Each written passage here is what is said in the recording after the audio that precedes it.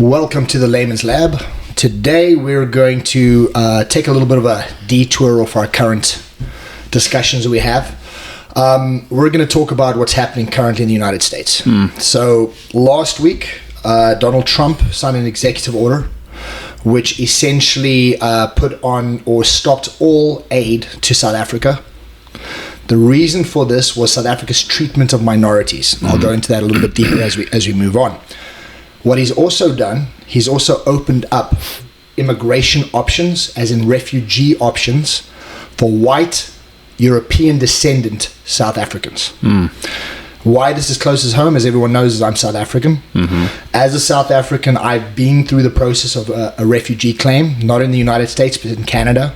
I'll explain what I've gone through. I'll explain how I got to the United States. Yeah.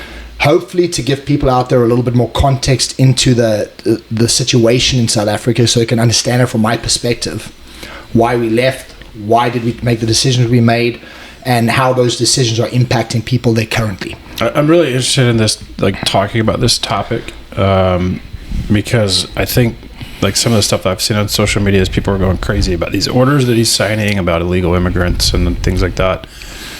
And your story is very, very interesting. Yours and Helene's, and you have a lot of perspective to be able to share. I've known other legal immigrants that have come through the process and how challenging it's been. But for me, I think it's important that we like talk about this topic to show like this is a massive ordeal. Like when you left South Africa and your journey of how you guys got here, you have so much insight and perspective that I think, you know, somebody like me who's born and raised in the U.S., just completely ignorant to a lot of what you have to go through. And so I think it's just it's really related to current events and what's going on. And you are able to provide some very good insight, you know. So I don't know what, like, let me almost treat it like an interview. Let's go back to how old were you when you knew that you wanted to come to the U.S.? So I think to explain that in context, you need to understand the history of South Africa. Okay. Right. So South Africa went through a process of very similar to the United States. It went through a process where it was trying to fight for its independence from the British. This is the one part where South Africans, especially white South Africans of European descent, the same as white Americans of European descent, have very much in common. The same way that people left Europe. Real quick pause. Yeah. This is like post World War II, pre World War. Oh no, this is like, 1600. This is 1600s. This is the establishment of the country. Okay. Right. So in the same way as Europeans left for the New World from Europe, and the reason they left is they no longer wanted to be under imperial rule. They didn't want a king or a queen. They wanted their own freedoms. They wanted to own their own land. They wanted to establish themselves as an independent with independent liberty. So there was lots of people that were descending across the globe doing this. Right. One of the places that this was also done was South Africa.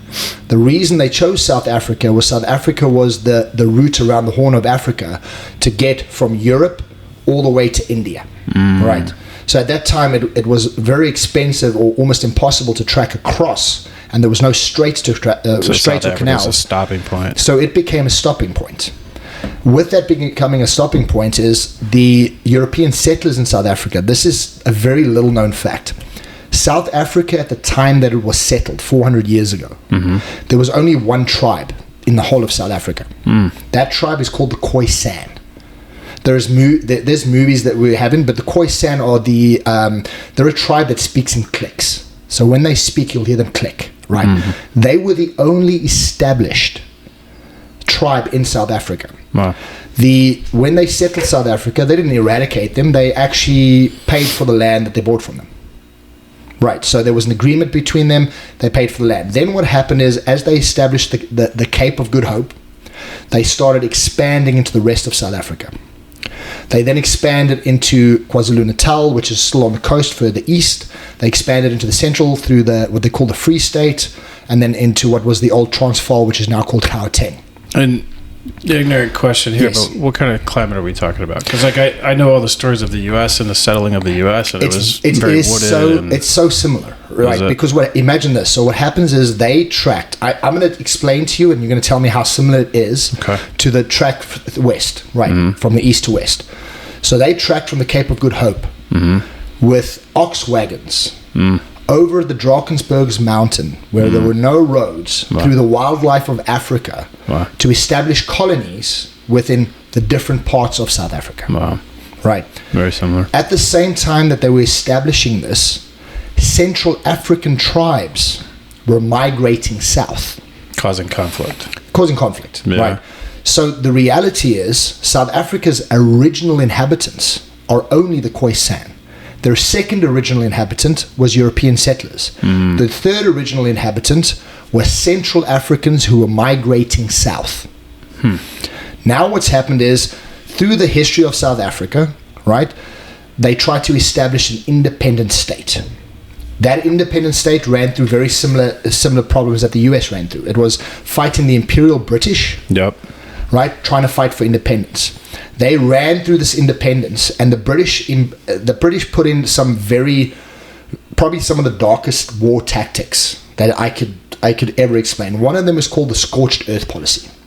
Burn it out of the ground. But not what they would do is they would wait for the fighters from the Boer fighters to leave, and they'd go out to war, and they wouldn't attack them. They would attack the wives, rape, pillage, burn, and then put them in concentration camps. There's some stuff on Netflix right now. I forget the names of the shows, but it's in the U.S. It's talking what the Indians did, or the Native Americans would do to the U.S. settlers. Yeah.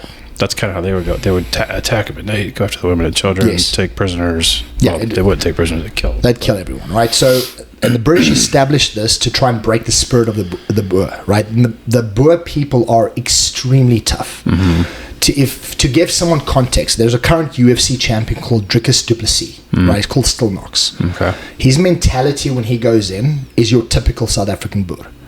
Right, they are relentless. They are some of the best fighters in the world. I can't remember the exact U.S. general, but he had a say, and I'm plagiarizing what he said, and I'm probably not doing it accurately. But he said, if you give me 500 Boer soldiers, I'll take a country. They had so much respect with the mount and what they mounted as a actual army, and their resilience, and they actually started guerrilla warfare because in order to fight the British with all their ships, all their people, all their guns, they had to find new tactics in order to fight the British, and they decimated the British. Wow. They established their own colony, and then what happened, similar to the US, what the British did is they influxed that colony with illegal immigrants. Destroyed the colony from inside, the old Transvaal. The Brits did this. The Brits did this. Okay. Right, and it broke apart. That's why a lot of the similar things that was happening in the United States over the last 4 years triggers a lot of memories of what happened. Sure. The British overcame the Boer and they took over South Africa. So let's clarify that really quick. Yes. The idea of putting illegal immigrants into this situation creates chaos, disruption. Yes. So it gets them outside of the conformities. So there was a country established, which was the independent state of the Transvaal. Right. That state had the rules that you could only be a citizen if you were born there, and there was very specific rules. So no outsiders could come in. What the British did is they flooded immigrants from all over the world into there. The reason they did that, and the reason they were so condensed on South Africa, was the mineral gold and gold wealth. Yeah. Highest gold production in the world at the time. So Not diamonds. Diamonds came a little bit later, but gold was the main reason. That was the start for everybody. Yeah, so Johannesburg, where this was set, which was the old Transvaal, Johannesburg is the city of gold. Yeah. Because it's got some of the highest producing gold mines in the world for that time. What happened is the British, through very, very underhanded tactics, similar to some of the underhanded tactics we have seen over the last 4 years, destroyed that entire republic. Yeah. They then overcame the Boer and they took over South Africa. So South Africa was a British colony, right? It was a commonwealth similar to what Canada is, all the way up to the 1960s. And then what happened is they gave it back over to the Boer. Now, the first thing that happens is that when you hear about South Africa, the first thing that pops in everyone's mind is apartheid. Apartheid is not a South African system. It is a British system. The British implemented a system by separating race groups. Right, they implemented the system. Then when the South African government took over, they just never changed the system. So they didn't implement the system. Was this an experiment for the Brits? Was it an experiment? I think what happened with the Brits was, I think as they were colonizing the world, right, and different to what happened in the United States. So as they were colonizing the world, They were looking. One, there was slave trade, right? So you could run slave trades. The second thing they were doing is it was trying to set an element of control. It's a control factor, right? Separate and control. Yeah. And by implementing this, is they then established there was black communities, there was white communities, and then when the South African government took over in the 60s, they built a very, very much independent state. So from around the 1960s all the way to the 1980s, South Africa was run by the Afrikaners, by the original inhabitants. They still kept the apartheid system in, which is it's a terrible system. It basically excludes those people from rights of voting, right, based on race. Yeah. The problem, the one thing that is very minimally understood, different to that, is those people weren't slaves. Yeah. Right. So, despite the fact that system was very wrong, but however the system worked is, the government of South Africa, right, would instill. They created universities, schooling systems, hospitals in all of those black communities. They I wouldn't say that they weren't free, but they weren't in poverty. They were given a lot. They were given a lot by the government to have them have their own states and independence. They weren't given independence, so they were subsidized. The process of that, as wrong as it is, the misconception is everyone thinks it's the same as the slave trade. So up until the 1980s or 1994, black people in South Africa were slaves. They weren't slaves. Yeah. They were segregated. The segregation is 100% wrong, and that segregation, right, was the excuse, not the reason, and I'll explain why. So what happened was, when South Africa split from the rest of the world, what they started doing is they ran their own nuclear program, they produced their own energy, they built a infrastructure second to none. Where America and the rest of the Western world started getting worried about South Africa was when South Africa took on Russia. Rhodesia and South Africa took on Russia and Angola, and they beat the shit out of them. Wow. And when, I'm not over-exaggerating. We had one of the strongest armies on earth. With nuclear capabilities, we were producing technology. We had a helicopter. And what year? This was between the 1960s to the 1980s. Okay. And we produced helicopters that was called the Rooi Valk, right, which means Red Falcon. This helicopter is on the same equivalent as a Black Hawk. Right. So now you have this state that is producing. They're energy independent. Yeah. They have all the minerals in the world. They don't need the rest of the world. They have nuclear capabilities, and they are independent. This became a threat to the Western society. Yeah. Now, what they'll say is the argument from everyone else in the world, including Australia, would say that the reason that they put sanctions on South Africa was because of apartheid. It wasn't. They put sanctions on South Africa because they wanted the mineral wealth. You know as well as I do that there are literally, I wouldn't say hundreds, there's probably at least 40 countries on this earth right now that are living under conditions of dictators killing people, and no one bats an eyelid. Yeah. It's happening all over Africa. Yeah. Yet South Africa was the focus of this.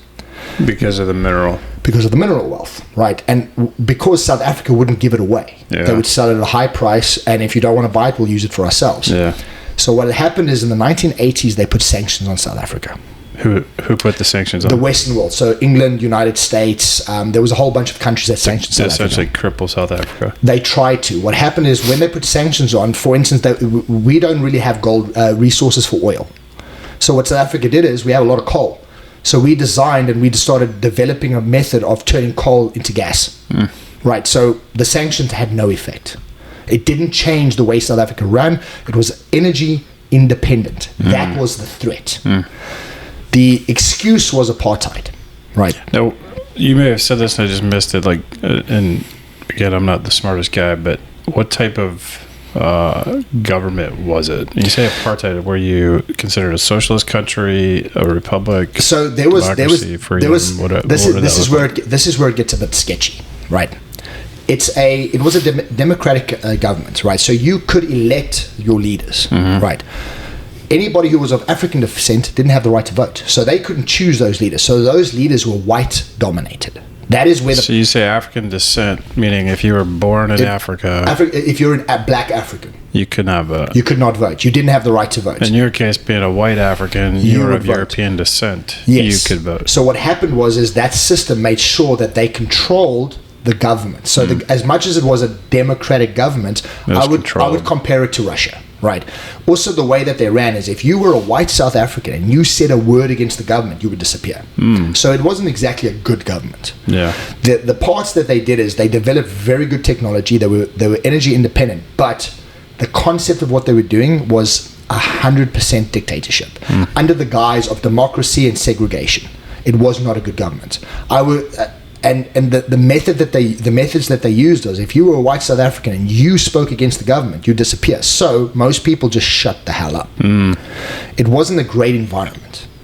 Then what happened is, as sanctions started coming in the 1980s. Where did you, like, was that taught in schools? Like, how did you know to just shut up about the government and not speak out against it? Your parents would tell you, because you'd hear about people. Like you'd have activists, right, who would be speaking against what the government was doing. So this is generationally parents essentially teaching their kids, like, hey, you just comply. Like, don't be careful. They may not have said the exact words, but they just said, be cautious of what you say and do, because this isn't quite as free of a country as we'd like it to be. No. You could get locked up, put away, it's the guise killed, of freedom, right?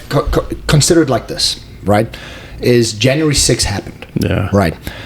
As long as those people were to do that, right, if they didn't commit any crimes, there were people who walked into that building who were ushered in by police. They committed no crime. Why did they go to jail? Yeah, they didn't go to jail. That's a messy scenario altogether. And the reason I'm using that scenario is I'm not talking about someone who committed violence, who committed any sort of broke any property, right? So smashed windows, broke doors. I'm talking about the little old lady that's in Washington, D.C., sees that's open, a cop's going, usher her in, she walks in, she gets 4 years, she's been in jail for 4 years and just been released. Now, why was she put in jail? To make an example of her. Is that a democracy? Or is that a government which is being totalitarian, showing people, mess with us and we'll show you what's going to happen? I think, to kind of touch on what's going on in the U.S. government right now, Kash Patel's still waiting to be confirmed. Yep. And I think that the left is very afraid of him because they're uncovering a lot of truths, which I believe is why we had this massive red wave we saw in this last election, because the American people want the truth of what was happening. Yes. And we want to know about the corruption and the political pawns that were used and just the witch hunts and all that stuff. I think people are really aware of what happened and they want to know the truth. Yes. And I think we deserve that. Yeah. Because to your point, I know I had, so when Trump won the first election, I can remember I was up all night watching that one, and I remember going into it thinking there's no way he'll win, because I thought in my head they basically were stealing elections. Yes. I believed that at that time. And I'm not a big conspiracy theorist. I've changed this. I've learned a lot more and become awoke to a lot of stuff. But I just remember at that time being like, I don't think he's going to win. I think it's a corrupt system. Yeah. But they didn't realize the wave that he was going to create, so they were caught with their pants down, and he won. Then the next 4 years we're all fighting, and basically, were these elections stolen? I don't know, but in my belief, I do believe they were. That's just my opinion. Do I have concrete proof of it? I have never spent any time trying to figure that out. I've watched some documentaries and things that are kind of interesting about it, and it makes you go, it seems very plausible that they took it. Regardless, I feel like the last 4 years were a necessary thing for us to become where we are today. Oh, I agree with you absolutely. That pain and suffering of the last 4 years, if you want to call it that, was totally worth what's happening today. Yes, you needed to see how the corruption firsthand, how bad it can get, in order for you to stand against. And there's a lot of similarities. Ronald Reagan said, I believe it, and don't hold me to this, maybe we can look this up, but Ronald Reagan said something to the effect of, we're one generation away from communism, something to that effect, right? He did say that, and that's always like I was, I'm of the age that I was a young adolescent when Reagan was president. So I don't really remember him a whole lot, but I remember little bits here and there. He wasn't the perfect president either, but I just know he believed in less government. Yes, and he wasn't. There was things that he did that everybody scratched their head to.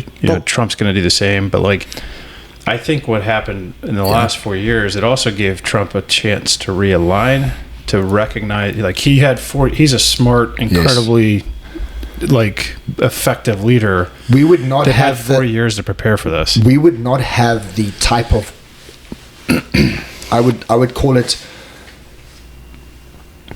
It's going to change the face of the world, right? You would not have this if he won in 2020. You would not have this. People needed to see firsthand how bad it could get. I totally agree. In order for him to go in. And there's a lot of similarities. The last 4 years, a lot of the woke ideology and, kind of the idea of everyone must hold hands and sing Kumbaya without taking common sense into it. That is South Africa.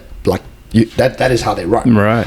And the funny thing is, as we went through this, the 80s, what happened is we had sanctions, right? So they started sanctioning us. South Africa was independent.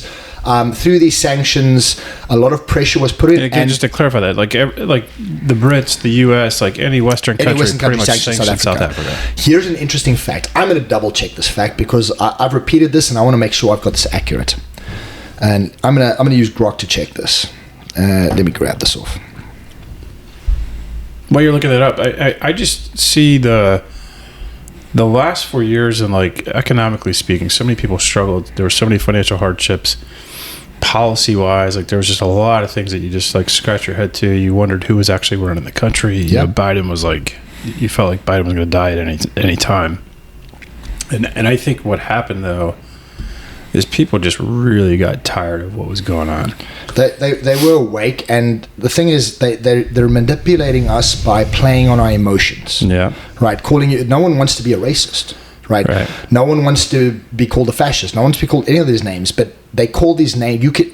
Apparently, if I have an American flag on my shoulder, I'm a fascist. I'm born and raised U.S. citizen. Like I remember prior to Barack Obama, I don't remember racist. Like I know there were racist things that happened. There was racial tension at certain times. There were things that would come. Like people were people and just made like ridiculous things and be a bigger deal. Like I can't remember the guy up in Chicago. I think it was Rodney King. There was a cop brutality beating or something of him. There were things like that occurred, but you never felt like, at least in my experience, that people were generally racist. Yes. And then Obama gets elected, and it was like every storefront, it was about ending racism. Everywhere you went, it was like something about just ending that. So now what you do, and Samuel Jackson talked about this with Black History Month, and again, like I think we should celebrate our heritage, our leaders, and all these things. But Samuel Jackson's like, hey, he was in the interview with whoever this guy was, and he's like, do you want White History Month? Do you want these like cultures? He's like, we don't want this. I'm sure there's debatable opinions about that, but the idea is like if we just keep saying like it's like telling somebody, hey, you look sick, and eventually they're going to believe that they're sick. Yeah. If we keep feeding this narrative, eventually people are going to start really buying into it. It's racist by design, right? Because and what happens is the Democratic Party and I wouldn't say liberals because it's kind of a kick in the face of a person who. The idea of a liberal is someone who has liberal ideas, who wants freedom. It's not necessarily a bad thing. Yeah. I think the word's been really switched over. Right? Is essentially, what a liberal is. A liberal wants to make changes to become a conservative. He wants to change the system to the point that he can become a conservative. That's literally what a liberal should be. That's what you want, right? But what the Democratic Party was doing and what they started with Obama, and you can see it in the media ramp, what they did is they used media propaganda to put certain keywords in the narrative, and they repeat it over. Did they do this in South Africa? They did. This propaganda machine, the furthest back you can really see it is Germany. Right. Say the same thing over and over again, despite if it's a lie. Like, not that we're trying to compare things to Hitler, because that's a bit extreme. However, Hitler controlled the airways. He controlled the radio. It's any government that has control over what the people listen to and start censoring under the guise of misinformation and disinformation. Any free speech is control of speech. They are not controlling it because they care about you. But we just saw USAID and all the stuff that Elon Musk is opening up with them, that Politico is essentially like missed payroll because of how much funding they were getting from the U.S. government to keep them running. Yes. That alone is controlling the narrative. Well, you can see it on the airwaves right now. So that entire system has been instilled in governments across the world since, I would say, before World War II. It's just a very good, because there's so much documentation, the World War II is a good place to see it. That same propaganda was run by the British, right? If you read about the extent of World War II, right? World War II could have stopped a lot sooner. Like Germany was, once they got through Poland, they didn't want to invade Britain. They didn't want to, but Winston Churchill didn't want to stop because his position was reliant on it. So, you know, if you really read deep into the history of World War II, they could have stopped the war a lot sooner, but those people in power, regardless of which side or who you see the hero, what a lot of people forget is you look at someone in Russia, right, and the USA always paints Russia as the enemy because you need an enemy. They have to have an enemy because then we can drive patriotism and get people to get riled up. But if you go to Russia, who do you think's the enemy to them? Yeah. Because the average Russian wants the same thing you and I do. They want freedom, they want liberty, they want to be able to live their lives, they want to have food in their stomach, they want to look after their family. Right? This is every country on earth. The people who fuck this shit up is those people at the top who are trying to gain power. Yeah. And trying to manipulate the system. Well, power in the wrong hands is very evil. And then the other thing I would say, and I learned this because of my own experiences in the military, the war business is good business. That's great business. There's a lot of people making lots of money. Like, I think, like, my deployment, there was a company over there called, it was called KBR. I can't remember exactly what that stands for. But from my knowledge of them and memory, they went back to Vietnam. Yeah. I mean, like, they washed our laundry, they provided us chow halls, they did all these things, right? And they're in these combat zones and war zones, and they're experts and proficient at going in, setting up shop, making the camps be effective so that the troops or the soldiers or military, whatever they are, can operate and effectively run things, but not have to worry about their chow halls, their laundry facilities, etc. And they basically create cities for these deployments. Well, how much money are these contracts? Well, big time money. But here's the kicker, right? Those contracts and that money, at least as a track and a reason, I wouldn't say a good reason, but a reason, right? USA, what Doge is finding right now, we're looking at money being spent in the most ridiculous. They spent $27 million on the George Soros fund to input. No, I thought it was like $270 million, wasn't it? No, it's 27. Okay. Right. $27 million of taxpayers' money went into their own communities to put in a DA that'll let people out of prison. Yeah. It's insane.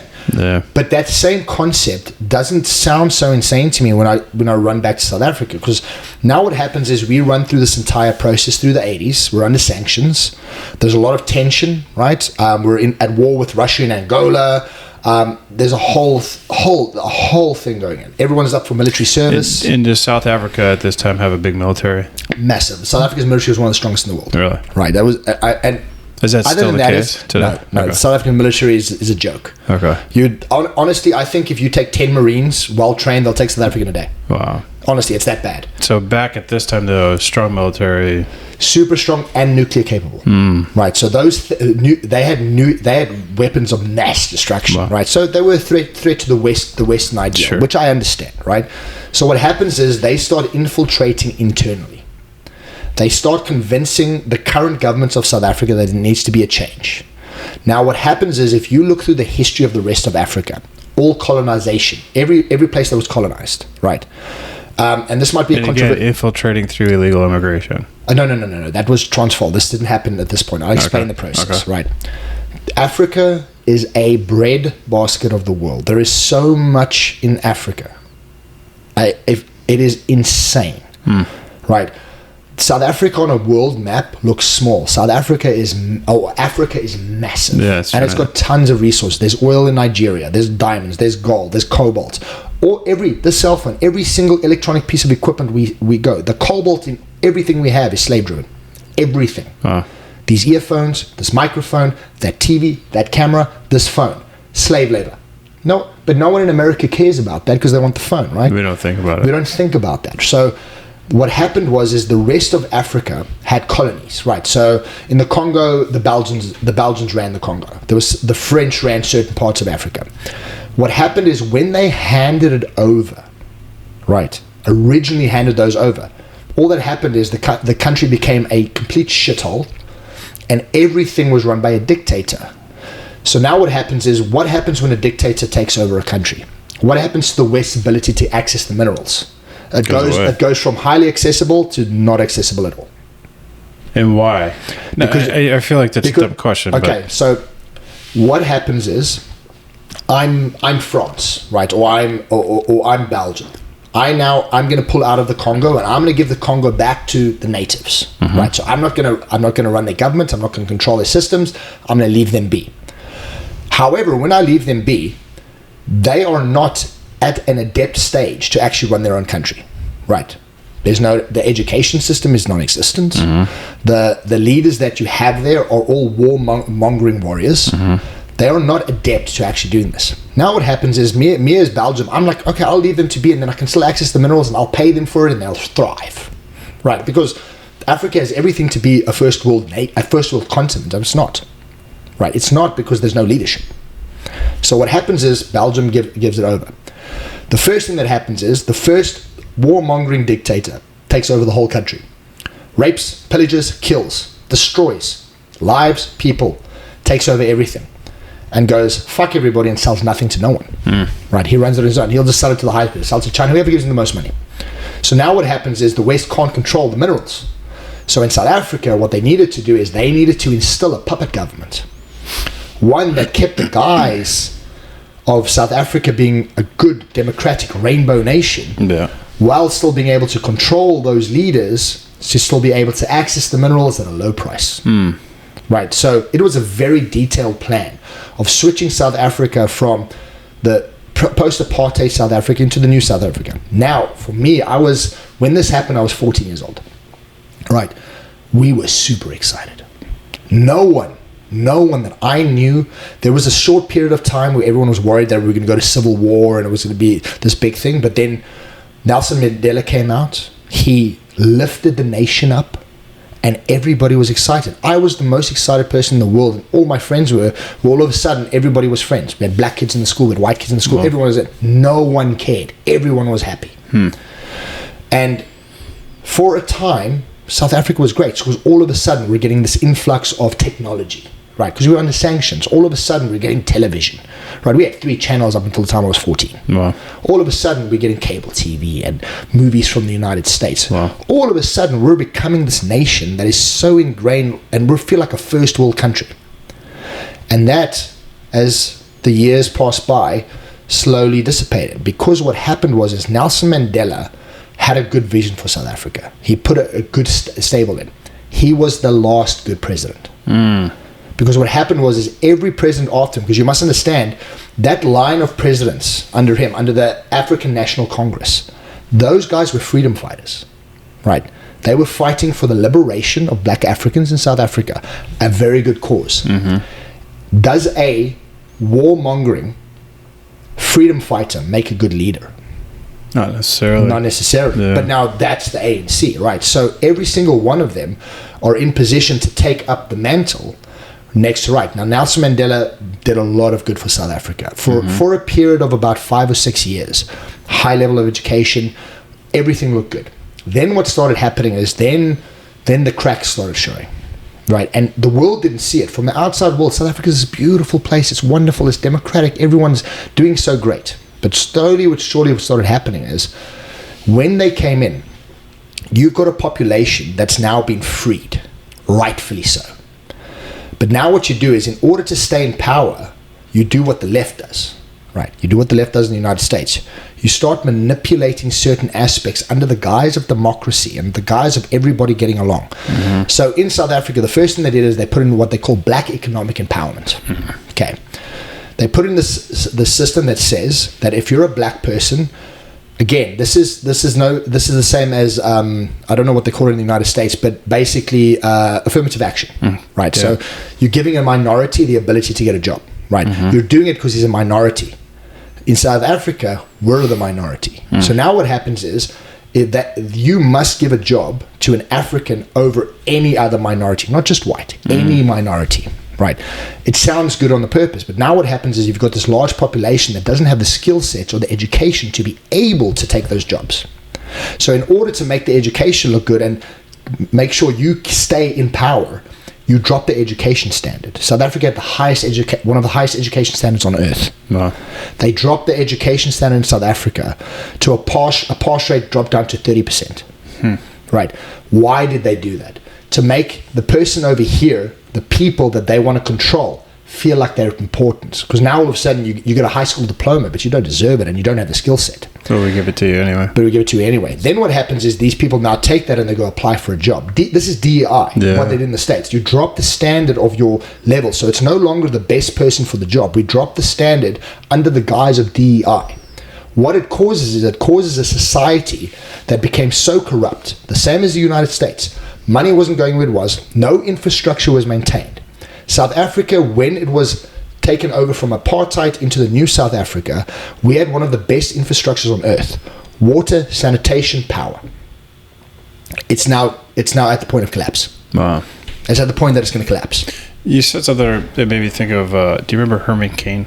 No, who's that? Herman Cain was a guy here. He ran for president many years ago. He's passed away since, but I remember him talking about, he's a black American.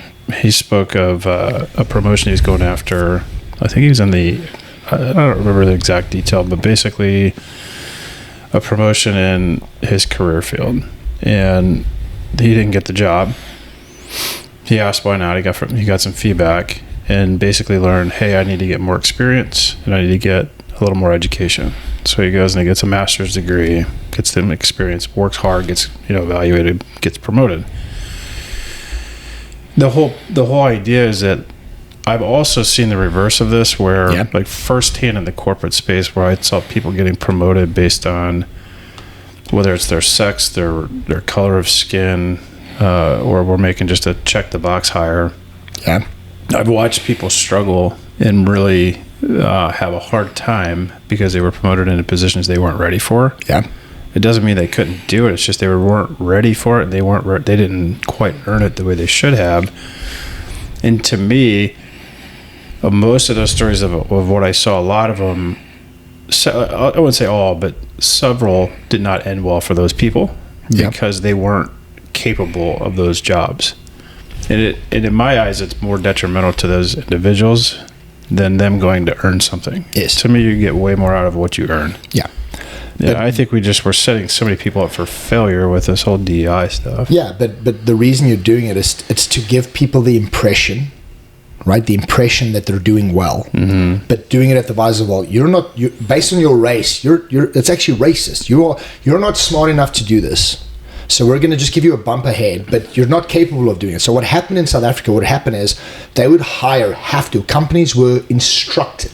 Well, I'll make a point really quick. I remember, I fall right at the middle, politically speaking. And I remember going like years and years ago to a Republican type event. And the guy stood up in the front. It was like this old crowd Republican group. The guy stands up and he starts counting out how many black people or minorities were at this event. And I'm like, I looked at my wife and I was like, I appreciate that they're trying to be inclusive and bring people in, but what makes that not, like, that's just as racist as anything else. If you're going to sit here and count the amount of minorities that you have at your event, it shouldn't matter. Like, we celebrate everybody the same way. Again, we go back to probably one of the wisest quotes ever done. We should measure people on the content of their character, not on their skin color. Totally. Right. So South Africa started doing it by skin color. Right now, there is an argument to be said for what happened in South Africa. Right. They were trying to fix something. Right. With him trying to fix it, I think the intent initially was good. But what happened is corruption started slicking in, because now you have tax-paying South Africa is a very wealthy country. Yeah. Lots of investment coming in. Now all of a sudden there's money to be made. Now the guys at the top, Nelson Mandela's out. He only served one term. Right now he's out. How many years? 4 years, right? Okay. So and now he's super old, right? So now the next lines come in and they're super corrupt. Right, they're dictators by nature. So they come into South Africa and they start controlling what's happening. And one of the things they want to control is they start dropping the education system, putting these laws in to make the African population feel like they're being pushed ahead, but they're not. There's only they call them black diamonds, select people of African and of native African descent. They fill to the top and they're multi-million and billionaires. Everyone at the bottom is still impoverished. So badly that there are black people in South Africa who say that their lives were better under apartheid. Wow. Imagine that someone would say that I have a government that's the same color as me, I have freedom to vote, but my life was better under the guise when I was under apartheid and didn't have the right to vote. Imagine someone saying that. That's crazy. So these were the type of things that were occurring. So now what happens? How old are you at this point? So when this happened, I was 14. and then it was a slow degradation, right? So how old, when Nelson Mandela went out, how old were you? 14. Okay. And when he went out, I was 18. So is it, like, I want to go back to my original question that opened up this whole discussion. Is this the point at which you went, something doesn't smell right here? Like, I don't know if I want this to be my future. For me as an individual, I have always resonated with the United States. Mm-hmm. Mainly the first time I ever read the Constitution. Which was when? I think I was 6 years old. How were you exposed to the U.S.? We had good education system, right? So we had a lot of U.S. movies that came in, right? We didn't get the latest stuff, but we'd get them, and we would have access to certain information. And I can't remember exactly where it was, but I read the Constitution of the United States. And did the school, like, was it like like I think about how I grew up, the way I learned about Europe and other countries was through the school system, and it was always just educational perspective. So South African education system at that time was higher than the United States, right? So we were really well educated. Mm-hmm. Reading proficiency was really high. We learned more about our own history, right? Sure. Our own history. Very marginal points about history, but we had very extensive libraries and had a lot of information. So I read myself to death as a kid. Nice. Right. And that's where I found the information. So the idea of going to the United States, living the American dream, the freedoms you have, also the heroes that I had, Arnold Schwarzenegger. For someone, like, sorry to keep interrupting you, but what was the American dream for you at that age? Like, what did that look like? So the American dream was Arnold Schwarzenegger, was being able to go to a country and do things that aren't available in your country, right? To be a movie star, be a Miss Olympia. There's no Miss Olympia in South Africa. They had one in 1975, but it's not really a thing. And bodybuilding isn't that big. In the United States, I can't think of a sport that you can play. If you're really good at it, you can be professional at it. I mean, for God's sakes, you have professional dodgeball, right? South Africa, there's 3 sports. You play rugby, cricket, and if you're a girl, you play netball. That's it. That's your professional sports. Soccer's kind of coming up, right? I would have thought soccer. Soccer is very big with the African nations, but I'm going to get flack for this. They're not very good at it. Really? They've never won a World Cup, right? There's reasons for that, and it's got to do with coaching, and it's got to do with the infrastructure. But essentially, if you're a South African, the only options you have is rugby, cricket, netball if you're a girl. That's it. That's the sports. That's the sports you can become professional in. Athletics to a point, but you have to be exceptional, right? And you're not going to make a career out of it. You're going to have to become a coach or do something else. You're not going to get paid like you get paid here. And the lifestyle is not the same. However, as I started getting to the point that I now needed to leave school and get a job, right? The first thing that gets told to me is, well, you're white, so you just know that you're not going to get the job you want. Right? Because you can't. You're not allowed to. The companies have to hire someone else. So you, as a white African, felt discrimination? Yes. That was the first time that I truly felt discriminated. Right? And then there was instances through my career as I went to jobs and asking. I mean, I remember an instance of applying for a job when I was 23. And I get a call from the recruiter and he goes, you have everything we're looking for. I can't hire you. Why? You're white. And multiple instances, right? I had racist run-ins with the police, right, where I was targeted because I was white. You'd get pulled over black police officers. You'd get pulled over in a traffic stop, and they would arrest you until you give them a bribe. Wow. Right? You'd be called racist names as a white person. I remember my wife and I when we got married, right? And we got married in 2010. I remember us staying in a house in Durban. I remember people trying to break into our house, calling the police and then telling them, we're not coming, you're white. Right? These are the type of things that I've experienced. I've experienced racism on the opposite end, pure racism, right? From a perspective of being a minority in a country. I don't know if you're comfortable with sharing, but you told me a story about the time you got locked up and, like, you had to basically fight for your life. Yeah. Like, so I was locked up, right, as a white South African. I was white. I didn't do anything wrong. There was 2 black cops who took me, literally said to me, we're going to take you in because you're white. Threw me into a cell for a couple of hours. I heard them say in an African language to tell everybody beat the shit out of him. And I spent the next couple of hours fighting for my life in a cell. And then eventually a white cop took me out. I was shell shocked. I don't know my shirt was torn. He gave me a new shirt. He sent me on my way. To this day, I'm probably sure if you go and look for that case, there'll be no record of it. There'll be nothing, right? There was no arrest warrant. I wasn't arrested. I was basically thrown in the back of a van, thrown into a cell, told them to beat the shit out of me. And then a couple of hours later, a white cop took me and said, sorry, just, here's a t-shirt, just walk out. Just go. And I walked out. This is the type of things that happen. Now, was he putting himself in jeopardy by doing that for you? I wouldn't know. Right, because at the time I was 21 years old. Right. I wouldn't be able to tell you what the extent was of what that happened, because when it happened, I didn't realize it was trauma. I didn't realize what it was. I was like, oh my God, I'm going to just get out of here. It was only years later, after I left South Africa, that I kind of sat back and oh my God. Process it. Like, what the hell happened? And there was multiple instances. I mean, to this point, it doesn't go out now. My wife knows about it. No one else knows this. I shut up. I was so scared that this was going to come back to me as if I had done something wrong because I was just white, that I literally, at this point, I just shut the hell up. I just left everything, right? And we walked through this process and we found instances. And with that being said, I need to make this exceptionally clear to anybody from the United States that's listening. The general South African, white, black, minority, any other race, are the nicest people on earth. I would agree. They are good human beings. There is nothing rotten in the people. What's rotten is the government. They create the racist tension. They create the racist mindset because it keeps them in power. It's what the Democrats were doing with DEI. Keep racism alive to keep everybody separated so we can stay in power.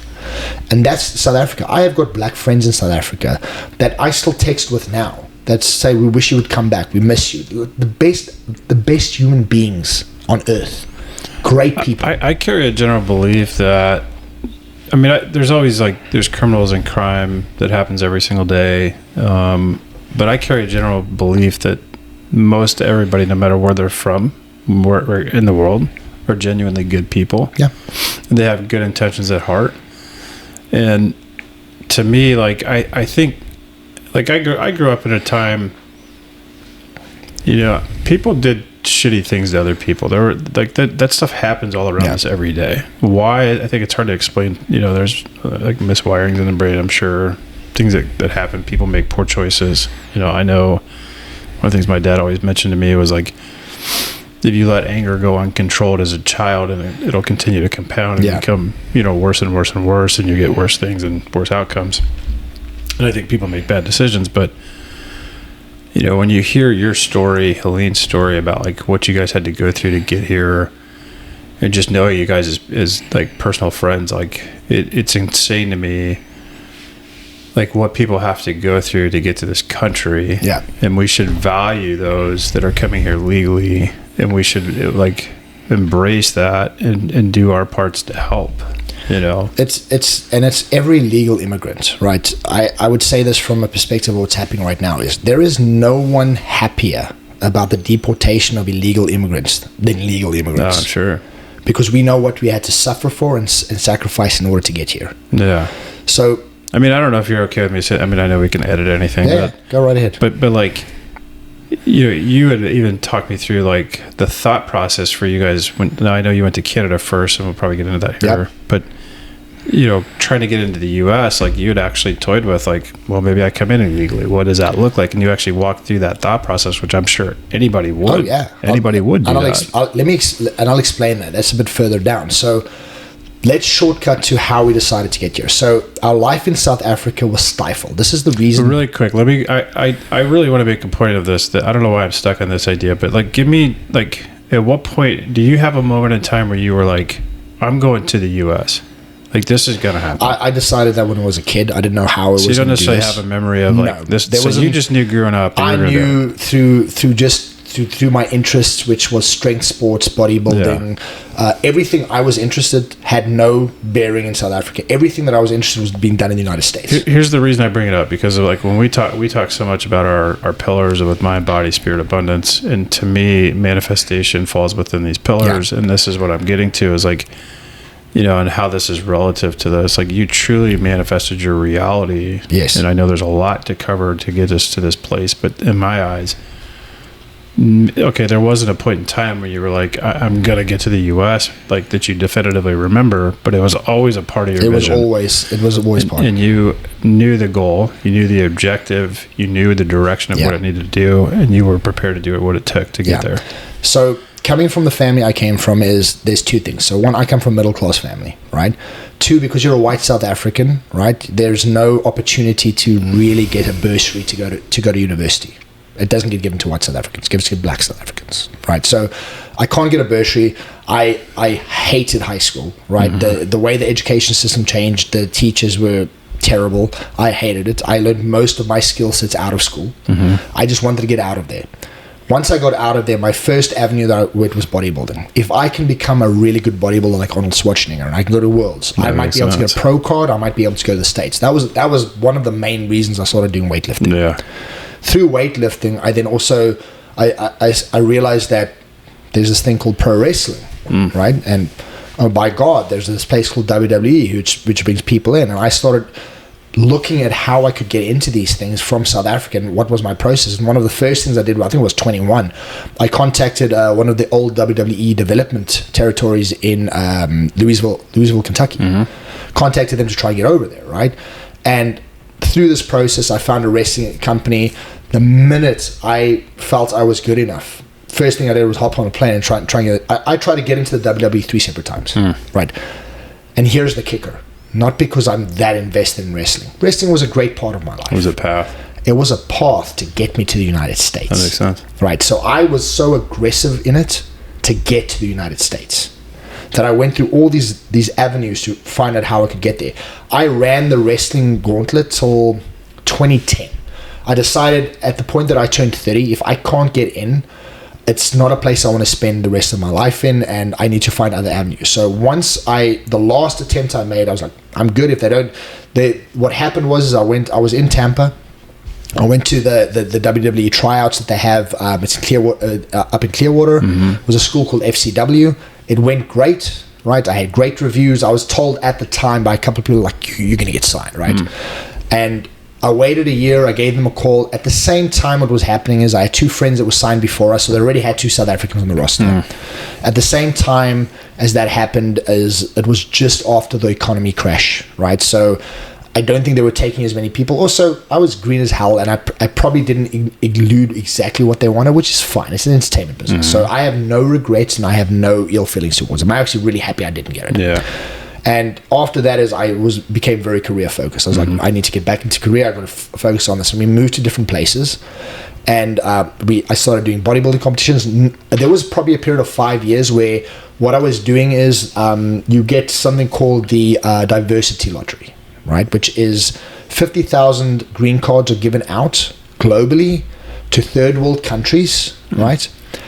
Massive vetting process. Basically, you don't put your name in it. They then send you an email saying you've been selected, and then you go through a stringent Department of Homeland Security vetting process. So the U.S. does this. The U.S. sends out 50,000 visas. Every year, the U.S. gives out 50,000 green cards to third world countries. They've been doing it for years, and it's a diversity to include the diversity. Now, when they do it, in order to qualify, you have to have a high school diploma. You have to have no criminal record. You have to be able to prove all of this, and all of this has to be like you vetted. You go for interviews. They check it. They check your background. Everything's checked stringently, right? Through the process of them checking you, right, they're getting the best of the best from the countries. Because in order to leave a third world country, it's not going to cost you anything under $10,000. So you have to have you have to be established. This is not a Haitian refugee who shits in a bucket, lives in a shack, who just gets on a plane, comes here.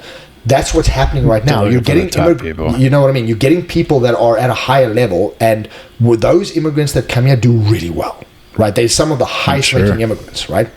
So I kept applying for the diversity lottery for a 5-year period. We competed in bodybuilding. I did national bodybuilding contests, and with no idea of trying to get into the States. There was a portion where I tried to see if I could get a pro card, and then in 2015 I tore my pec.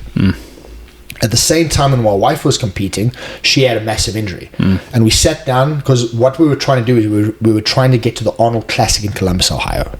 Well, the idea being is I'd try and compete in the heavyweights. She'd compete in the bikini. Hopefully, one of us would get a pro card. We get a pro card. We get to the States, right? So there was a kind of a plan. How does the pro card get you to the States? So in the United States, there's a couple of visa options, right? One of the visa options is called an exceptional ability O visa, So the pro card makes that qualify. That, in order to qualify for that, is you have to be able to prove that you are of an exceptional. That would be the visa that the WWE would get for me if they gave me a contract. Right. What you have to prove is you have to prove that you are an exceptional person in your country for that skill set. Where was this? So you have those few options of getting to the States. In my situation, either I'm getting in under an exceptional athletic talent, or I'm getting in under the diversity lottery. Right. Trying to get a job in the United States. You and Helene are married at this point? Yes. Okay, so for point of clarification, let's say one of you gets it, but like, does that, like, let's say you got it, or let's say she got it. Your spouse automatically gets a visa. It's an automatic thing. Yes. Okay. Right. So we sit down after these injuries, and we're sitting down and we're going, okay, we're 35. We are kind of stifled in our careers. We can't open a business, right? And let me clarify that. We can. But there is a law in South Africa, right, which puts into perspective, and I'll pull the law up, right? I'll see if I can find it. It's part of the Black Economic Empowerment. Okay, so what it's called is BEE, Black Economic Empowerment, right? These policies encourage, and in some contexts require, companies, particularly those that do business with government, to contribute to black economic empowerment through various means, including ownership, management, control, skills development, and enterprise development. Right. So if you're running a business and you want to grow, you're stifled by the country that says that there's certain things you have to do, else you will be hit with certain fines, tax requirements. So you can't hire the best people for your business. You have to hire the people based on their race. So it's a DEI system, right? And if you're a white person within a very corrupt government, trying to get ahead in these systems is almost impossible. So we hit a point, and there are very successful white companies in South Africa, but those companies are generational. They've come through before apartheid. Some of them have good. They do business with the government, and some of them are corrupt as well. So we were looking at this whole thing and going, right, so here's our personal reasons.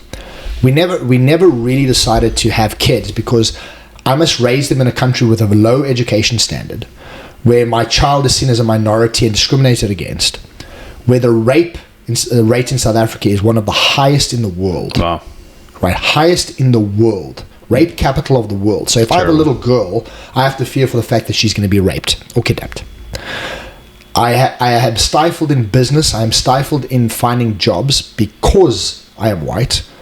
I have politicians on TV in massive stadiums singing songs that they call cultural, that literally call for the slaughter of white people. Wow. And I'm supposed to raise a family and create a future in here. Now, don't get me wrong. Like every other country in the world that has these problems, you can live there. But I took the risk-reward ratio, and I looked at it and I said, I don't want to live here. This doesn't go with how I see the world. At 35 years old like that, what did you guys fear the most? Honestly, I feared my wife getting raped. That was my biggest fear. Someone breaking into our house. And at that time, you'll see there's a lot of things coming out on farm murders, right? So when the South African government took over, what they did is they eliminated any type of contextual application in law enforcement of capturing race or demographics, right? So there's an independent company or format in South Africa that captures this information. The murder rates amongst white South Africans, especially farmers, are way higher than any other population group. There's evidence, right? Not definitive, but there's evidence that is orchestrated by the government. It's eradication, because if you control the farms, you control. Now remember, these farms weren't taken from black people. These farms were bought and paid for. They were owned. They didn't steal it from anybody. They own these farms. So they're being driven off their farms. And recently they've put in a system whereby it's land expropriation without compensation. What that means is, Kevin owns a piece of land in South Africa. The government goes, you're white. I don't like your piece of land. Looks pretty good to me. We're taking it and we're giving you nothing for it. Right. The combination of these reasons was us going, we have to get out of here. One of them being the second most popular, or the third most popular political leader in South Africa, a guy called Julius Malema, who says we're going to cut the throat of whiteness. Right. We're not going to call for the genocide of white people just yet. These are words coming out of a politician who could very easily become the next president of South Africa. Why would I stay? So we had enough reasons. Let me ask. My mind goes like, I remember you and Helene said this, but we go about our days freely here. Like we go point A to point B, we go all over the place. I don't ever think about my safety when I do that. Like how often did you fear just going to the grocery store, driving to the gym? Like, did you have fear to do those basic things? When I'd say fear is what happens is I would pose the question to you like this. Do you remember when you were in Iraq? Mm-hmm. Did you worry about your safety and fear every day? Did you physically worry about it, or did you just go on by your day? I mean, I didn't like. I guess Let me put it this way: you knew that could happen, but you just carried on with your day. Yeah, I didn't dwell on it because I couldn't. If I dwelled on it, like I knew that like things could happen. And I was an intel guy, so I wasn't like in combat arms situations where I was like in firefights, things like that. No, we took rockets, mortars incoming. There were guard towers that got attacked. You had friends in firefights, right? Oh yeah. And how did they conduct themselves daily? Just what about them? I mean, laughter, a lot of laughter. Right. To be honest with they you. went about their day as if nothing's wrong because this is just the day. Yeah. What happened to them when they came back to the States? A little difficult, to be honest with you, for a lot of folks to and myself included, to like reintegrate because the way you lived there was very different. Because PTSD doesn't hit you when you're in the shit; it hits you when you're out of the shit. Totally. Right. So that's the same for us. At the time, just before we left South Africa, I worked for a security company. My daily routine is when I wake up in the morning, the first thing I do is I get up and I check all the windows. Right. Then I walk to the security gate. Every single window in the house is barred. Every single one. I then walk to a security gate which separates the bedrooms from the general living areas, the kitchen and the lounging areas. I open that gate. I check the house's perimeter. I then go outside. I see if anyone is outside. I then open the gates. I let the dogs out. I make sure everything's safe. Now what happens is outside my house, I have security gates all around. Burglar bars. I have a 6-foot wall with razor wire, with electric fencing, with an electric gate. Before I leave my house, I check if someone's waiting outside to hijack me. I then check that, I drive out. When I drive out, I recheck it. As soon as I get out, I close the gate, make sure my wife's okay if she hasn't left already. I then drive down the road, and I consistently drive 2 times around the block to make sure no one's following me and no one's going back to the house. And then I'll make my way to work. And while I'm driving to work, I am leaving a 1 to 2 car distance between me and every car in front of me and behind me, in case someone tries to box me in and hijack me and steal from me or kill me. Everywhere I stop, I'm looking over my shoulder. I'm making sure that no one's following me. I'm making sure no one's we are super suspicious because that's the life we live. Mm-hmm. You are at the point of being attacked and being killed at any second. How long did it take you to let that go?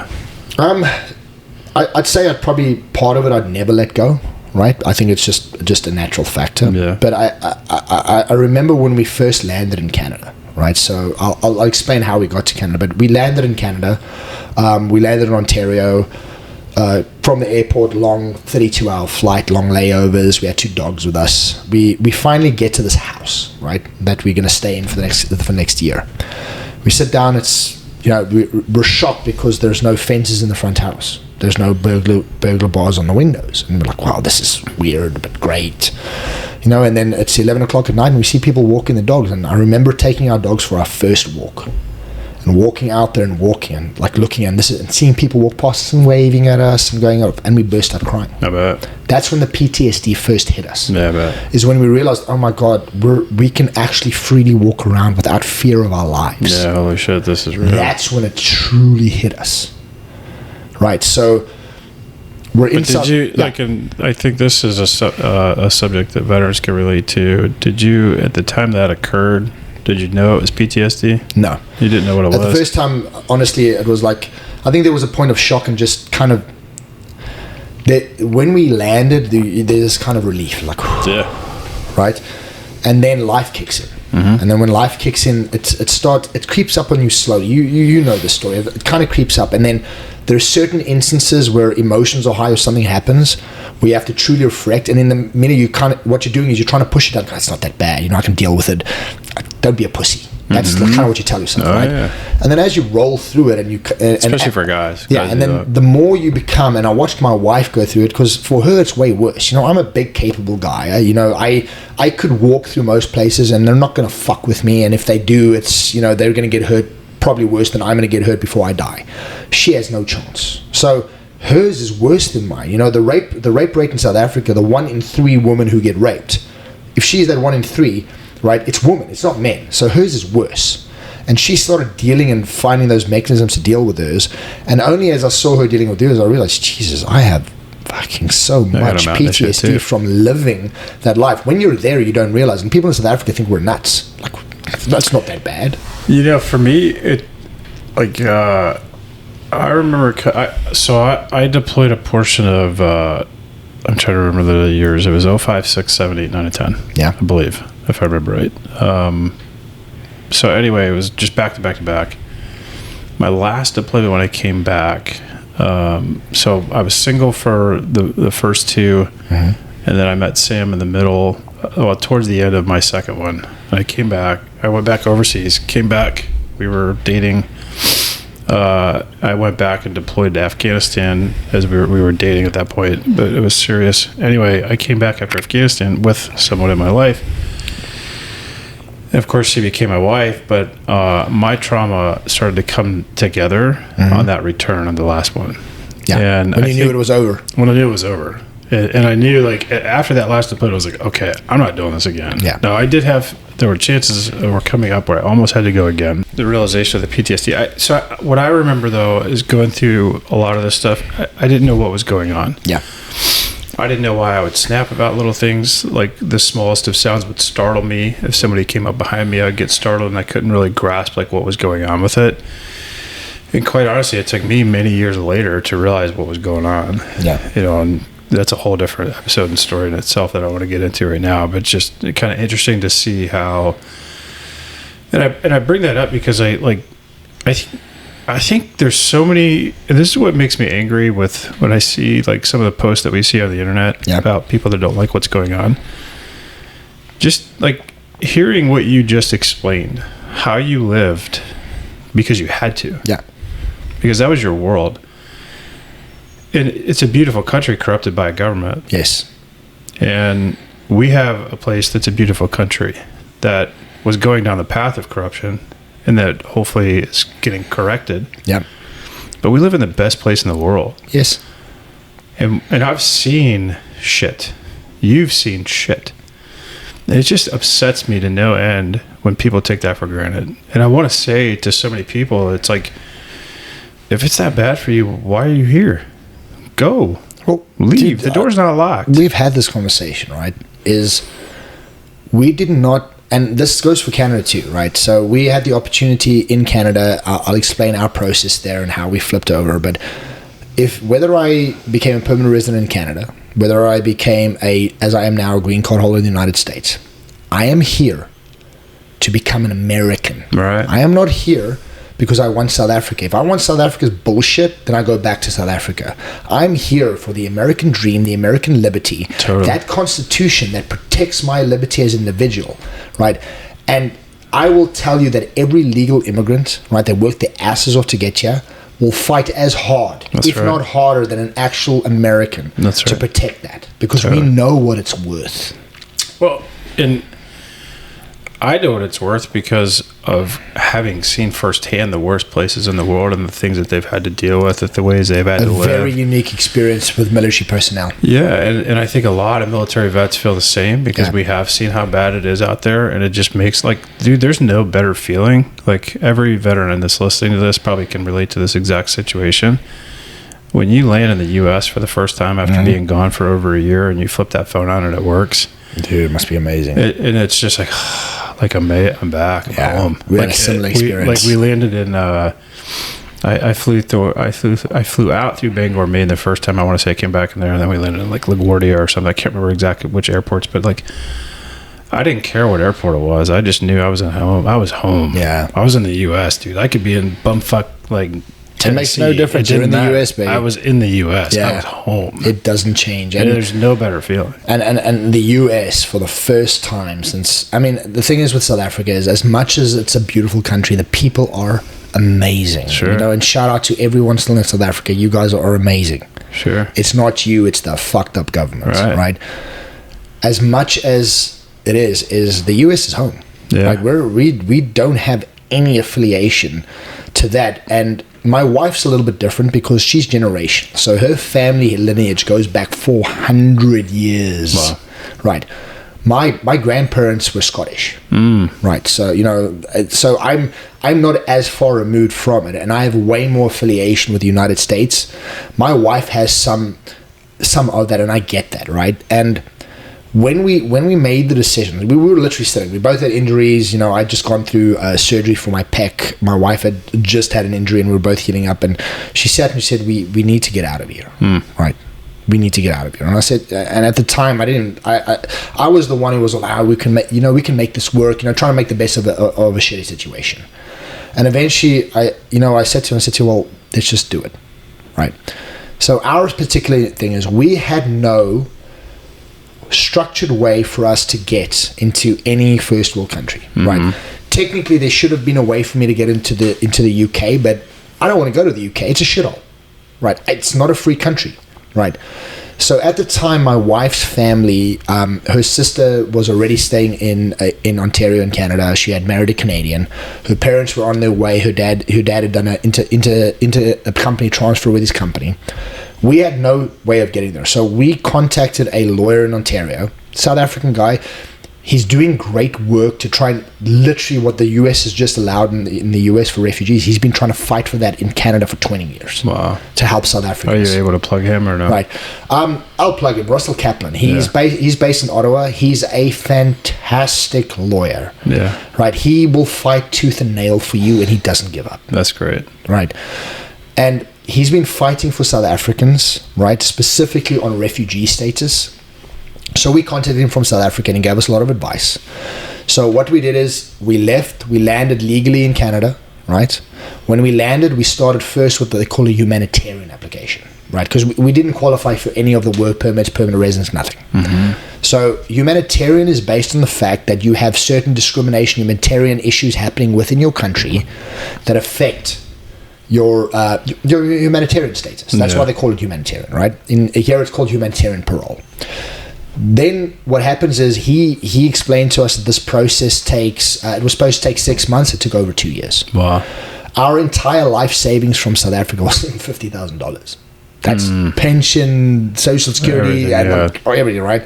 So what happened is we were now stuck in a country with my wife's parents, trying to make do of this, not knowing if we could stay, if we were going to be sent back. And it started getting this mentality to us. So it created... You were in Canada. I was in Canada. So we left to Canada. We now stay in Canada. We left South Africa. We legally entered Canada. We applied for humanitarian status. This was 2016, April 2016, right? For a period of a year, we struggled to try and kind of find our mechanisms, right? Because we're not allowed to work, right? So to give everyone a broader context, when you apply for humanitarian status, you're an extended stay, right? So I'm still on my visitor's visa, and I keep extending it because I have a humanitarian case in place. So I legally stay there, but I'm not allowed to work. I have no right to medical. I have nothing, right? Wow. So while we were doing this, we were now trying to figure out how to make money. In order for us to make money, what we did was we opened up an American business, ran it from Canada, which was legal because we weren't doing the work in Canada. We were just running it, right? Selling property here and then getting paid there, which allowed us to then raise up our lifestyle, get cars, get a house, and kind of get a little bit more settled. Did you have to pay taxes in America? We had to pay taxes in Canada and America. Wow. No access to any government, nothing. We had nothing. We still pay taxes in both countries. Wow. Right. So we go through this entire process. After 2 years, they deny our humanitarian status. Now, this is where I'm going to call bullshit on Canada's system, right? Canada's immigration system is discriminatory, right? If you are the wrong color, right? If you don't match their DI status, you won't get it. It doesn't matter what you tell them. We're discriminated in South Africa because you're white. You get to Canada's immigration system, and you're discriminated against because you're not the right color to get into the country, essentially. So because 100%. you're white again, Yes. you don't check a diversity box for them. Yes. They don't let you in. 100%. So then what happened is, from Humanitarian, our lawyer then said, the next step you do is you apply for refugee status. Right, so basically it's the same thing. Humanitarian's a little bit of a lighter refugee.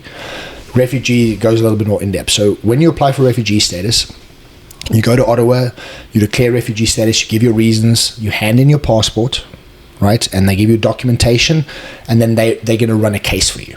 Our case from that point was 2018. We did our case, I think, in 2020 or 2021, right?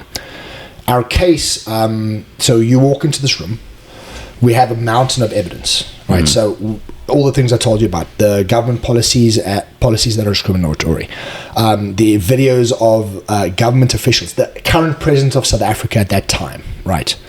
Jacob Zuma, literally screaming, kill white people, kill the Boer, kill the farmer, which essentially translates to kill white people, right? In his own language. Half the evidence that our lawyer put forward, they said, we're not allowed to put in. They denied us the right to put in the evidence. Then I get called into a room with Eileen to sit down with a judge, which was a woke 28-year-old university student. Oh, boy. Who's probably never been out of his province, let alone his country. Right. One of the things he said to us was, he said, well, you're a white South African, which means you make good money, so why is racism so bad to you? So apparently, if you're white, you're rich, which we weren't. And because we're white, racism's not that bad to us. That was his explanation to us. He said that to us. So we go through this entire back and forth, right? This snot-nosed kid who's never been out of the country decides that what we're saying, we're not. He believes that we've been traumatized, but he doesn't believe that there's any discrimination. We have a mountain of evidence like this. Case, he denies our refugee claim. We then go through an appeal process. So you then go to the federal court, you lodge an appeal, right?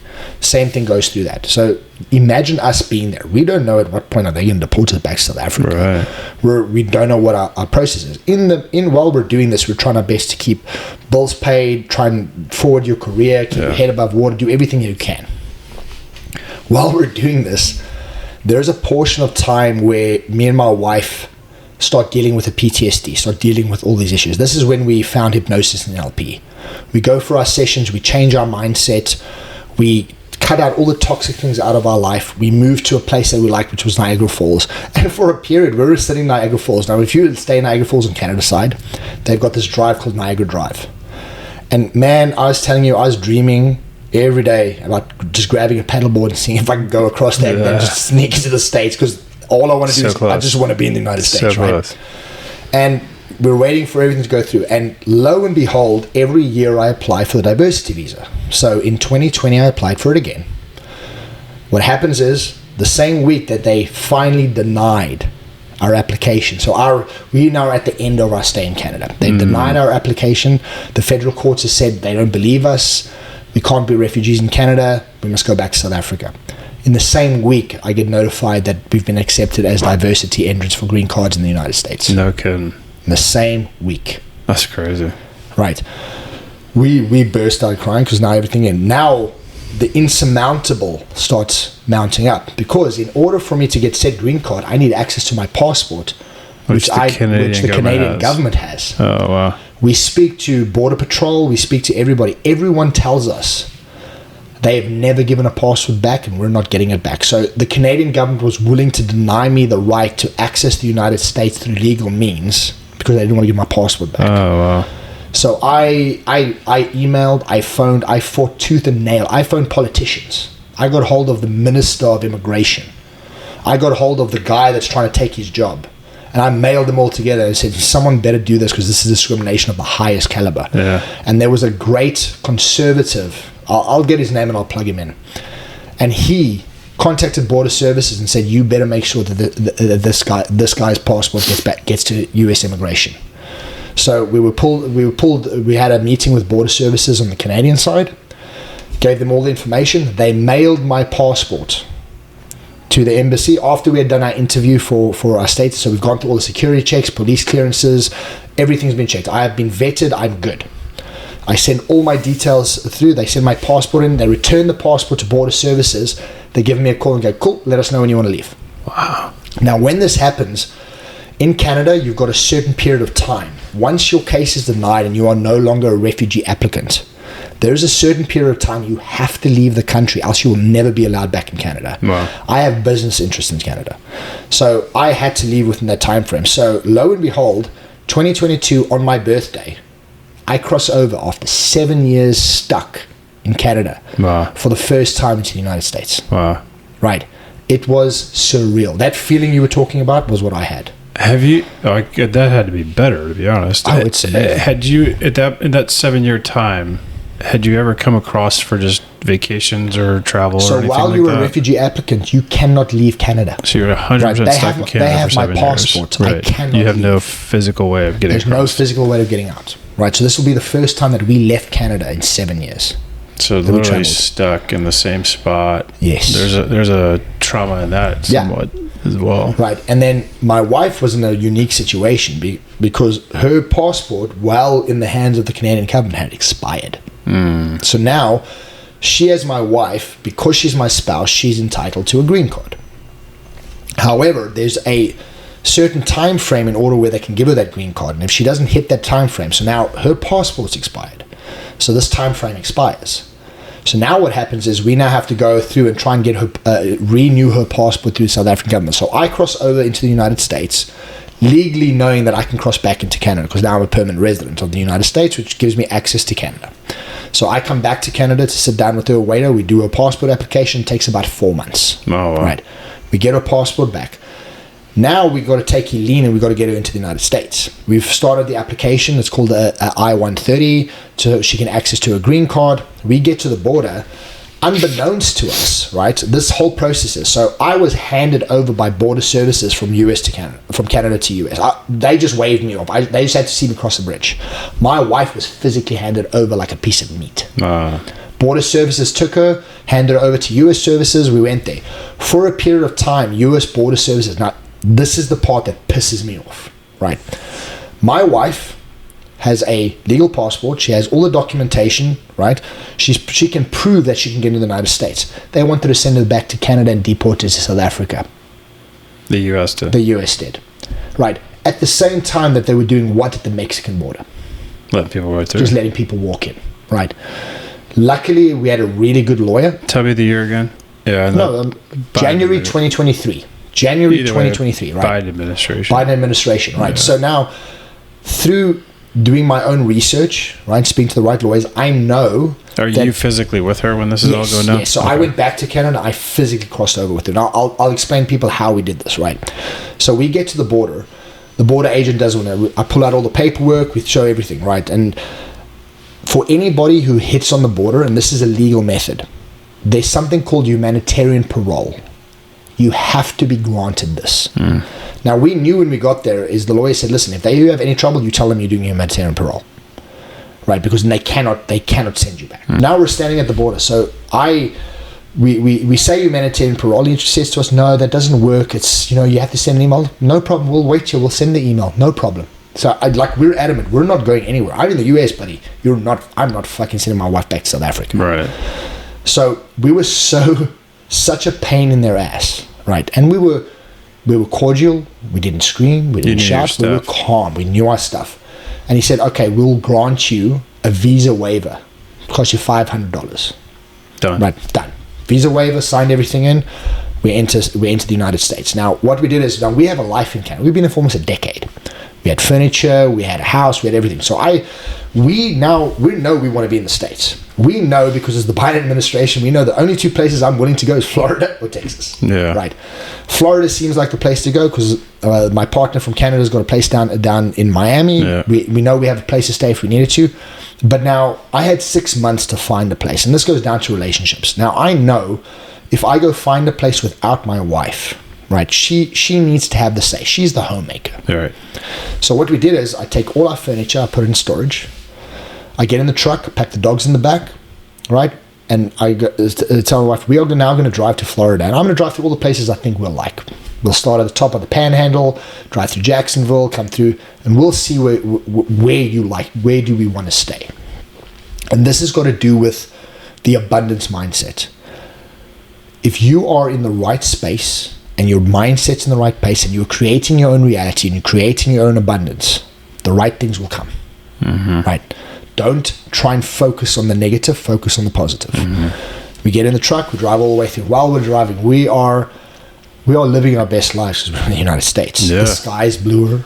Yeah. The air's cleaner. Everything's better. Right. Totally. As we're driving down, we finally get to Florida. Right. A couple of hotels on the way. We finally get into Florida. Right. We cross that. As we cross into Florida, it's tears. We start driving down. As we're driving through Florida, start in Jacksonville, I was like, it's a bit dirty. I don't really like it. We drive down. It's dirty, right? We drive down. We thought a Carlo might be nice. We drive through. She's like, I don't really feel this. I'd been in Tampa. She knows she doesn't want to go to Miami, right? Miami's not a lot of people like Miami. And as we're coming, it's cool if you're 20. Yeah, you know what I mean. It's that type of town, right? Yeah. And as we head into Tampa, right? We drive into Tampa, right? Come into Brandon. She's like, wow, this. There's a part in South Africa called Pretoria, which is a very old Afrikaner town, right? It's the capital of South Africa. There's parts that feel very much like Tampa. It's really open. It's nice, right? That's cool. We drive in. The weather's good. We came from snowstorms. Driving into the heat, right? And she's like, I really like it here. So got a hotel. What time of year is this? Brendan, this is January. Right. So compared to coming down to the icy cold of the huge snowstorms, right? We stop, check in the hotel, we check the place out. She's like, I like it. I want to stay here. Nice. Now, this is again information for anybody who's in South Africa who now understands that there is a refugee option for you coming in. When you come into the United States and you're coming in as a refugee, we have a green card. I had a social security number. Even when you get your social security number, you have to build credit. Yeah. You don't come in with credit. Right. You have to build credit. Right. So you come into the United States. Even once you get your social security number, it takes 3 to 6 months before you're on the system, but it takes 2 years to be established. Right. So we're in Brandon. Right. We want to stay here. We're looking for places. The only real estate agent that answered their phone was a South African lady. The owners of the house were South African. So they forgot and they said, don't worry about the social security checks. We've got you. And that gave us our first year to establish everything in, and since then we've been great. That's crazy.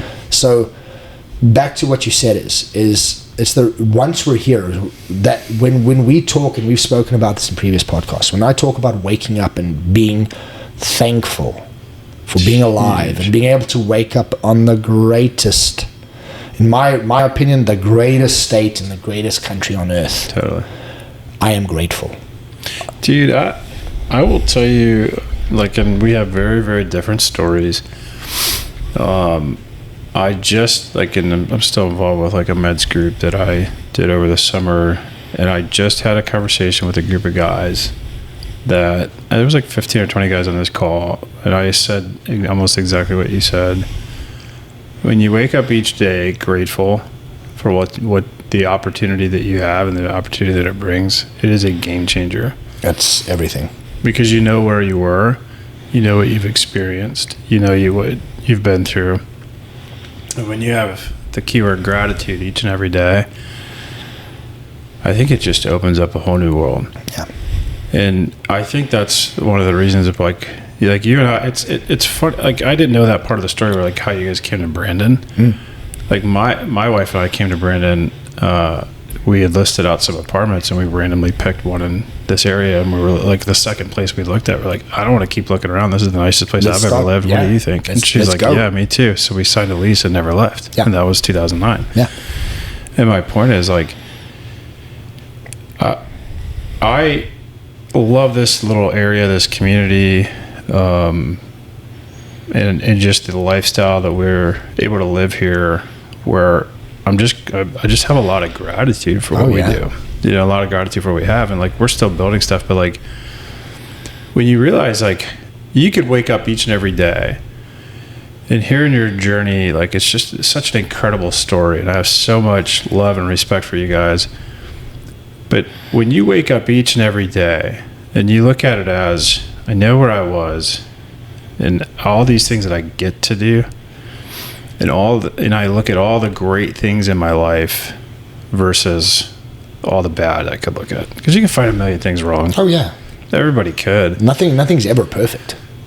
But if I wake up each and every day, like I made it in my own story, like my businesses aren't where I want them to be. Like they're getting there, they're on the way, they're doing well, but I can look at it as like, well, we got to train this morning. We got a great workout in. Yeah. I get to train with my best friend every day. Like, it's just a lot of fun. Like, all the things we're getting to do, recording a podcast. Like, my kids can come to my office whenever they need to.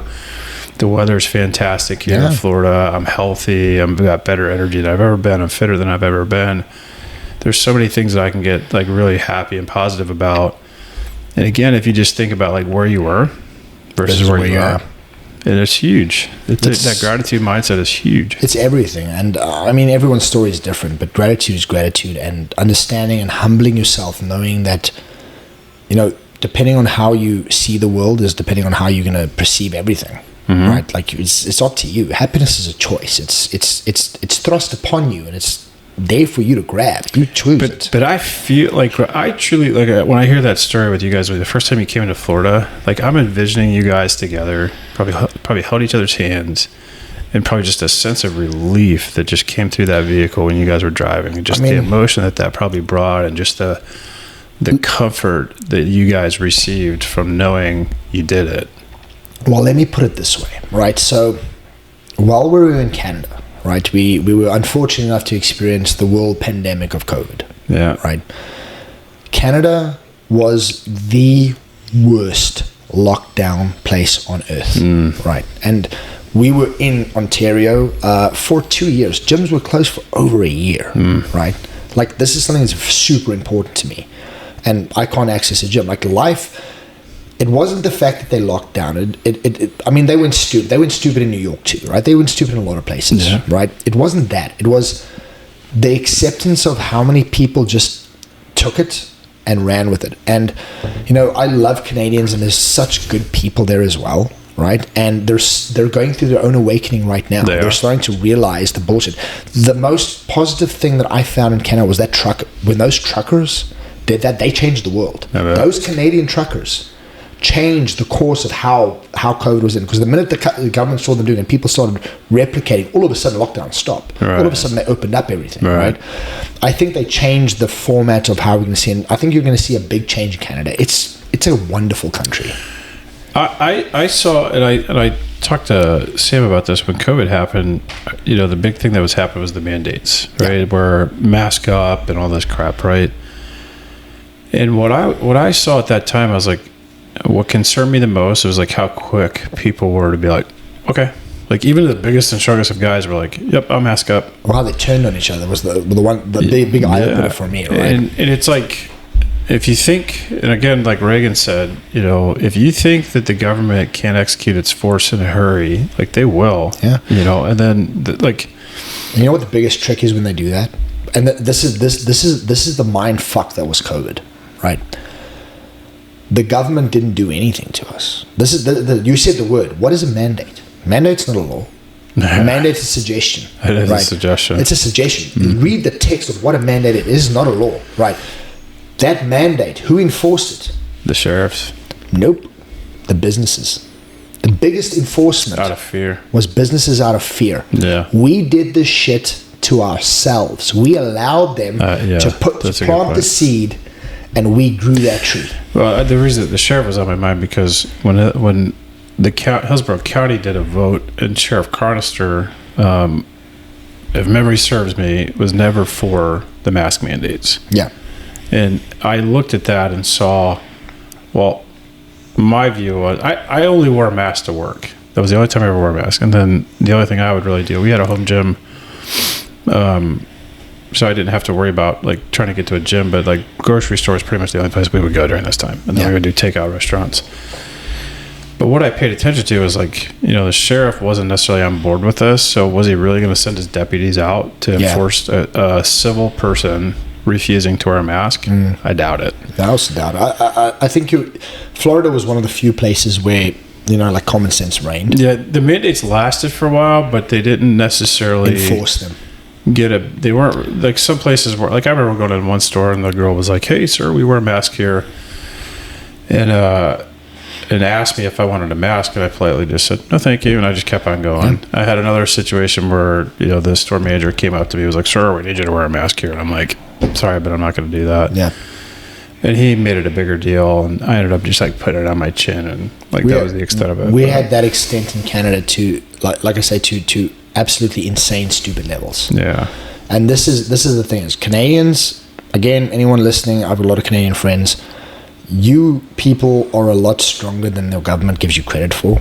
Stop putting up with their bullshit. Get rid of that fucking pansy ass fucker that's running your country right now. I know he's on his way out. He resigned, right? He's going to resign when he gets a replacement. So it's on April, and there's supposed to be a snap election coming up. Okay. For God's sakes, you have an alternative. Put it in and get yourself up there. Yeah. Like, it's a wonderful country, and there's some really good people there, but they've turned them into a bunch of pansies through their government policies. DI, you think it's bad here? Yeah. What was bad here? It is terrible there. We were on that path had Trump not won this last election. Man, I think we were in that direction. But and we saw it in. So back in, that's our story of how we got into the United States. This is my home now. I will, the minute that I have a 5-year threshold, the minute that threshold is, I'm citizenship. Yeah. My wife's right behind me. That's great. Right? And we will maintain that till the day we die. This is the place I will be buried. Yeah, and I just want to share some final thoughts. I think this is a beautiful episode for you. I appreciate you sharing that story, because I think it's inspiring, because you guys have been through so much and you were resilient to not give up on this. And there's so many things that we can draw lesson wise, like, if you're an American citizen listening to this, appreciate these, folks that come to our country that are wonderful people, that are valuable future citizens of our country, that deserve to be here, that deserve the rights and opportunities that we have. And I just think most Americans are blind to what you have to go through to get here. And I know not every story is like that, which is fair. But in the same breath, to put it into context, is when you live in the greatest country in the world and you don't have context of what's happening around the world, it's very easy to lose sight and live in a bubble. Yes. It is easy to do that, really right? is. I think, and this is going back to South Africans in South Africa, right? Is there's a case to be made that it's your country and you should fight for it. And I'm hoping that you can go to that point. But if you want to have the most abundant life possible, right, and you have the opportunity, and the opportunity by President Trump has been given to South Africans, right? You have an opportunity to come to the United States and become part. You're no longer going to be South African. Right.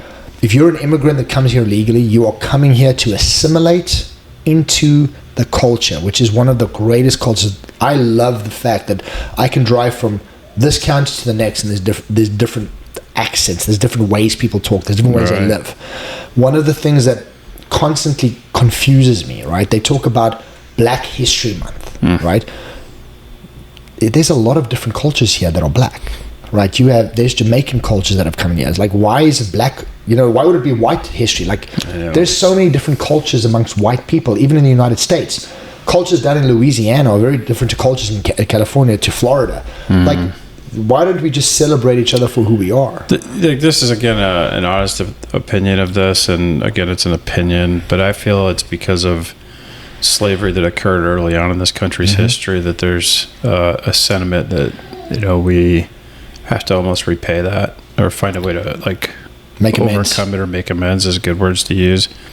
Is that right? That's not for me to decide. I just think that's the way of the country's restitution of that ever happening. I mean, listen, it's a part of our history. This can be said across lines, and it's a global issue. It's a global issue, right? Is if you don't want to believe that, if you want to believe that white people were the only people that had slaves, just do yourself a Google search and realize that slavery is still happening. I mean, it's biblical, right? Slavery happened in the Bible. It happened to every race on earth has lived through slavery. We're looking for most recent to all this. There's slavery happening right now. There's 300,000 children missing. What do you think they are? Yeah. What do you think's happening to those kids? They're slaves. Yep. Right? So get your head out your ass and understand that everyone has gone through this. We need to work together to be the best we can possibly be. Definitely. In order to do that, we have to let go of this bullshit where we're trying to hold on to victimization. Right? Stand up together and be the best human beings you can be, because that way we don't let government take us over. We live the best lives we can, and when things go wrong, we make a plan and we fix this shit. For sure. There's one aspect that I think that I'd love to bring into United States culture that comes from South Africa. It's a statement that the Afrikaners make. It's called Boer maak 'n plan. Right? It means the Boer will make a plan. No matter what happens, we will find a way. Right? Americans live this. Your society is built on this. Your culture is built on this. It's the greatest country in the world because of this. Embody that. Yeah, I like Let that. go of your petty bullshit. We are all trying to live our best lives. Yeah, I think that's a great way to end this one. I think letting go of the petty bullshit, like we're all here trying to do the same things. Like we don't need the extreme opinions on the left or the right. Let's all focus on just better people, better culture, better society as a whole. We all want the same things. And let's not just make America great, let's keep it great. I totally agree, man. It's a good episode. Thanks for listening. Thank you, sir.